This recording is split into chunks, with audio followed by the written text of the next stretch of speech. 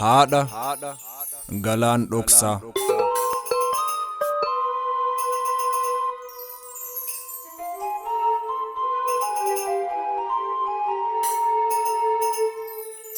Irra dachee haadhee otoon gadi qurxee, samirras barrisee otoon hawaalixee. Nama akka keetii gita kee barbaacha, waa'ee kan kee himuuf kan ittiin si ibsu barbaaduudhaaf jecha. Hardaaqaa fi dhooqaa hundasaa naanna'ee, gaarreenii fi laggeen otoon waliin ga'e. Tabba gubbaa koree yoonan muka yaabes, moggaasa maqaa keef kattaa gubbaa bahee yoon tullurra dhaabbes. Hin jiruun argamu kan bakka kee bu'u, haadha galaan dhoksaa namni sinaaf ta'u.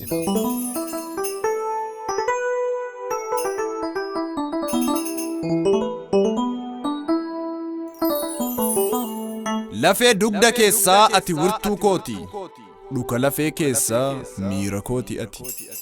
Harmee harma dachaa maaliin si qixxeessa, jecha akkamiitummoo jedhamee si ibsa. Uumamaa eegalee miciree ganamaa, hundeen dhaloota koo jalqabni namummaa. Harme waaqaa gaditti bu'uurri koosuma, siinan nama ta'ee addunyaarra deema. Na hammattee anaan ji'a 9 garaa keetti, na baadhattee ati waggoota ol dugdarratti. Ciniinsuu da'a koof humna natti dhabdee, deessee na guddisuuf maddii natti cabde. Ba'aan baadhata koo dugda kee luqqisee, dachaa harma kan kee hodheensi huqqise.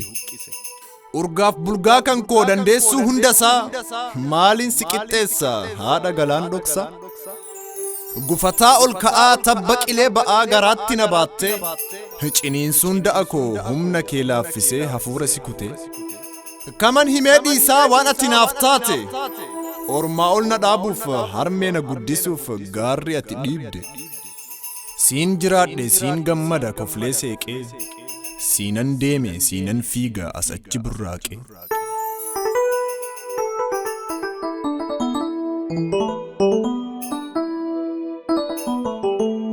Harmee harma dachaa, yoon maalan hojjadhe yoon maalan siif godhe galata kee galcha. Giiftii koo deessee koo haadhoo haadha maraa, ati naaf kennaadha isa hin moofofne kennaa gooftaa irraa. Kan si caalu hin jiru harme anaaf yoomu, ol bahee gad bu'ee lixee seenee ba'us ganda orma kamuu. Dhuguma naaf harme kakka keen argamu. Qabaattu dhabaattus jabduu jabeessituu galmaaf hamilee koo. Ofii moofaa uffattee ana daara baaftu jettee abshir yaa ilma koo. Badhaasa uumamaa hundee utubaa koo, yaaddoof dhiphinatti tannaaf taatu irkoo. Quufa koo gammaddee beela koo dhiphattu yaa gara laaftuu koo. Furtuu rakkina koo furmaata dhiphinaa, daawwitii jiruu koo riqicha guddinaa. Aantee malaaf marii gaafan kee soccapee jedhu laata baduu. Gaafan dubbii didee namaaf mukaa miti ofii koon of oodu. Dagalee naaf taatee malaannatin dhista gaafan yaadaan laafe, jabeessitees na dhaabda gaafan daaqee kufe. Otuu na hin nuffin gorsaan natti tasaasta, ofii kees onnattee anas onnachiiftee kaayyoo koo cimsita. Deessee koo harmee koo yaa haadha galaan dhoksaa, iddoon ati hin jirre anaaf dukkanuma rooba halkan keessa. Gorsi kee naaf dawaa fooliin kan kee faaya, gaariin naaf hawwitu eebbi afaan kan keetii waggaa 100 kaaya.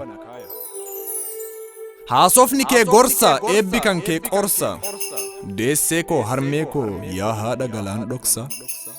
Giiftii koo badhaatuu jannata addunyaa, si arguun beela'u fooliin kee bishaani harki kee biddeena. Hundaa dabaladhu fudhadhu umrii koo jiraadhu harmee koo, yoo ati jiraatte anilleen jiraadha naaf turi deessee koo. Harmee harma dachaa galata keetu heddu maal kan koosii ta'a.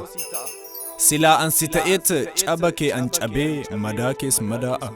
otuu taha ta'e ati naaf jiraattee du'a kee an du'a. Harmee harma dachaa galata keetu hedduu maal kan koosii ta'a. Silaa an si ta'eet caba kee an cabee madaa kees madaa'a.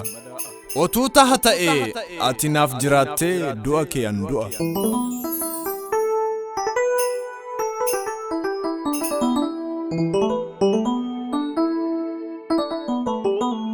Otuun ani siif yaade akka ati naaf yaadde. Otuun ani siif ta'e akka ati naaf taate. Ba'aa ati naaf baatte otoon an siif baadhe. Takka gara golaa takka gara alaa isa ati naaf kaatte otoon an siif kaadhe. Otuu anaaf yaadduu fuula kee bareedaa simboon irraa dhume. Capha maddii keetii otoon ani caphee bakka kee bu'ee harme. Gaarii kan kee malee badaa kee gonkumaa dhaga'uu hin barbaadu waa'ee kan kee hamaa. Karaa kan kee hin ba'ini yaaddoo fi dhiphinni. Otoon ani jiru harmee sin argin rakkinni.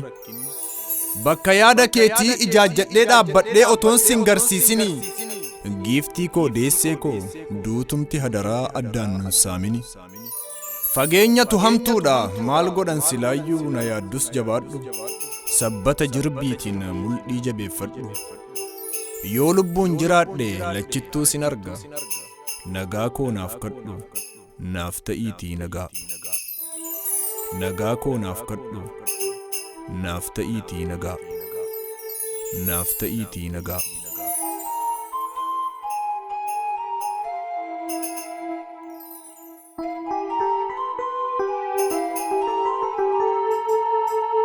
Haadha Galaan Dhoksaa